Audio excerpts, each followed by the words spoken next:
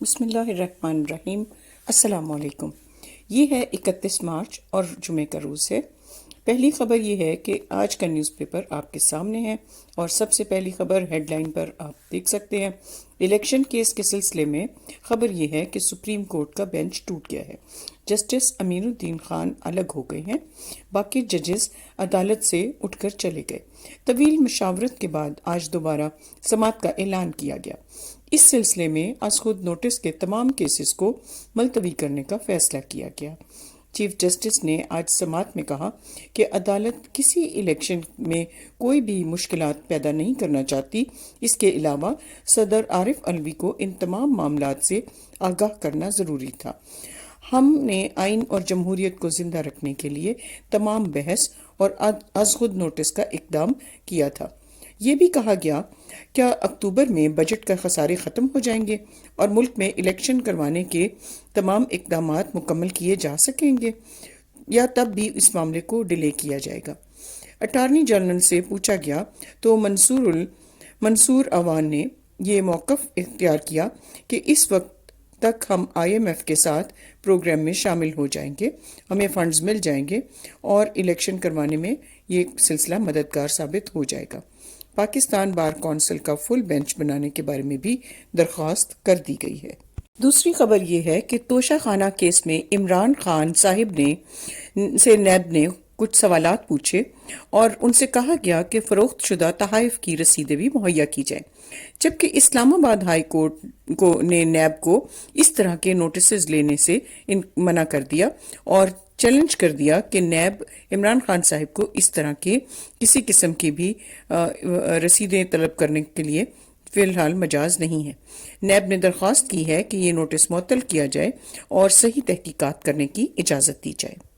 تیسری خبر یہ ہے کہ چیئرمین نیب کی تنخواہ اور مراعات کو بڑھا کر سپریم کورٹ کے جج کے برابر کرنے کا فیصلہ کیا گیا ہے اور اس سلسلے میں باضابطہ نوٹیفیکیشن بھی جاری کر دیا گیا ہے۔ لیفٹیننٹ جنرل نذیر احمد کو 3 سال کے لیے چیئرمین نیب مقرر کرنے کا فیصلہ کر لیا گیا ہے۔ اگلی خبر ملک میں کچھ دہشت گردی کے معاملات کے بارے میں ہے۔ اسلام آباد میں لکی مروت کے تھانے پر فائرنگ کی گئی اور پولیس وین پر بھی بم کا حملہ کیا گیا، جس کے ذریعے DSP سمیت 4 اہلکار شہید ہو گئے اور اس کے علاوہ 6 اہلکار شدید زخمی ہو گئے۔ شہید ہونے والے DSP اقبال مہمند، کانسٹیبل وقار، علی مرجان اور کرامت شامل ہیں۔ اس کے علاوہ 6 افراد شدید زخمی بھی ہیں۔ جب دہشت گردوں نے تھانہ صدر پر بھاری ہتھیاروں سے فائرنگ شروع کی، جس کے نتیجے میں 5 افراد زخمی ہو گئے، اہلکاروں نے بھرپور جواب دیا، جس پر دہشت گرد پسپا ہو کر وہاں سے بھاگ نکلے۔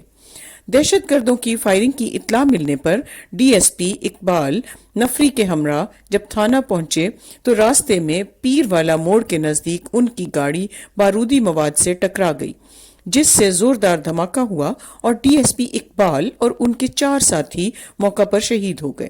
وزیر اعظم اور دیگر سیاسی جماعتوں کے سربراہوں نے اس پر شدید رنج اور سوگواران سے ہمدردی کا اظہار کیا ہے۔ دریں اثنا شہداء کا نماز جنازہ پولیس لائنز میں ادا کر دیا گیا اور جنازے میں گورنر پختونخوا حاجی غلام علی کے علاوہ دیگر سول اور عسکری حکام کی بھی بڑی تعداد نے شرکت کی۔ اگلی خبر یہ ہے کہ آٹا مراکز پر تقسیم کا مناسب نظام نہ دیکھا جا سکا۔ بد نظمی اور لوٹ مار کی وجہ سے اور اس کے ساتھ ساتھ بارش کی وجہ سے بھی کچھ مراکز میں تقسیم کاری کے نظام کو بند کرنا پڑا۔ سرگودا میں بد نظمی اور بارش کی وجہ سے 3 مراکز بند کیے گئے۔ ساہیوال میں خاتون کا حمل ضائع اور 4 افراد زخمی ہو گئے۔ ٹرک لوٹ لیا گیا، بزرگ پر تشدد کیا گیا۔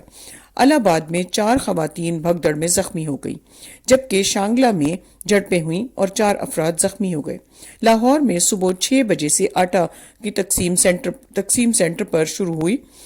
منچن آباد کے افراد نے اس طریقہ کار کے خلاف ریلی نکالی۔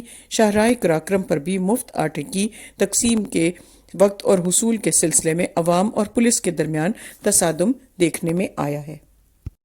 ایک اور اہم خبر یہ ہے کہ آئی ایم ایف سے جلد از جلد معاہدہ کرنے کی ضرورت ہے تاکہ پاکستان کو آئی ایم ایف پروگرام میں شامل کیا جا سکے، مگر اس سلسلے میں اب تک کوئی واضح قدم نہیں لیا گیا۔